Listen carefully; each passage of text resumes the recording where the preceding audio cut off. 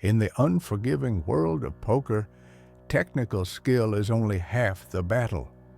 There's a more insidious force, an invisible enemy that sabotages even the most talented players. Have you ever wondered why, despite knowing the perfect strategy, you still lose control and watch your stack disappear? Welcome to ThePokerMind, where we unravel the dark secrets of your mind in poker. Today, we're diving into a crucial concept, something that might be holding you back from reaching your true potential. Jared Tendler, one of the leading authorities in poker psychology, introduces us to a disturbing idea. Many skilled players are, in fact, fish when it comes to their mental game. Imagine a fish in a poker game. They're often seen as easy targets, making obvious mistakes. But when it comes to the mental game, many players, even good ones, are surprisingly like that fish. They may appear calm and composed on the surface, but underneath, their minds are thrashing wildly, struggling to stay afloat. They might have a solid understanding of ranges, odds, and bluffing strategies.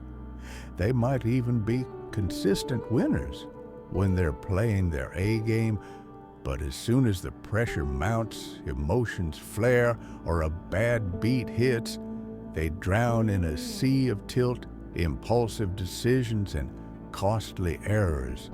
The reason? A complete ignorance or neglect of their own mental game. Being a mental fish means having considerable technical skill, but a superficial or non-existent understanding of how your emotions, thoughts, and beliefs affect your performance. You might be a master at calculating EV, but a complete novice at handling frustration. Let's illustrate this with a few examples. Imagine a player who has spent hours studying game theory optimal GTO. They know exactly when to bet, when to call, and when to fold in various situations. But after losing a big pot with a strong hand to a river lucker, anger takes over. They start playing marginal hands out of position to quickly try and recoup losses, completely ignoring all the strategy they learned. This is a mental fish in action. Or consider that player who's afraid to lose. They play excessively tight, missing profitable opportunities out of fear of making a mistake. They understand the math of the game, but fear paralyzes them, preventing them from executing the correct plays. Again, a fish battling against the currents of their own mind. These players are like the fish. On the outside, they might seem confident and competent, but on the inside, they're constantly battling their own unmanaged emotions and thoughts, which inevitably leads to poor decisions and, consequently, financial losses.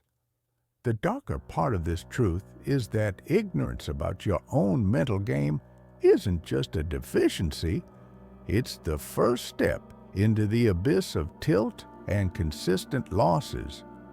If you don't recognize the patterns of your own emotional reactions, if you don't understand the triggers that lead you to impulsive decisions, you're bound to repeat the same mistakes.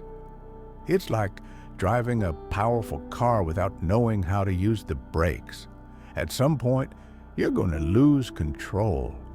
In poker, this loss of control manifests in destructive tilts, where all your technical skill is nullified by an uncontrolled mind. Narrator. Many players invest countless hours and money to refine their strategy, but completely neglect the most crucial component, their own mind. They seek solutions for their losses in new study spreadsheets or advanced software, when the real answer lies in understanding and mastering their own inner world. This ignorance creates a vicious cycle. You play poorly due to tilt, lose money, get more frustrated, and the cycle repeats. To break this dark chain, the first step is to recognize if you are one of these unconscious mental fish.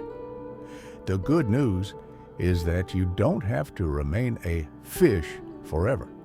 The first step to liberation is awareness. Start observing your reactions during play. What situations frustrate you? What thoughts arise when you lose a big pot? How does your body react under pressure? By bringing these reactions into the light of your consciousness, you begin to unravel the patterns of your mental game. This is the starting point for improvement.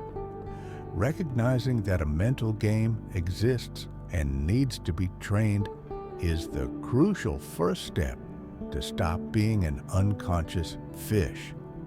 If you identified with this description and are tired of being sabotaged by your own mind, then you're in the right place. Subscribe to ThePokerMind and prepare to delve into the depths of your poker psychology. Leave a comment below. Have you ever felt like a fish in poker?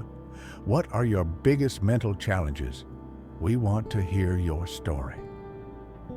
In our next video, we'll explore the second fundamental pillar of the mental game: the predictability of your emotional patterns. Don't miss it.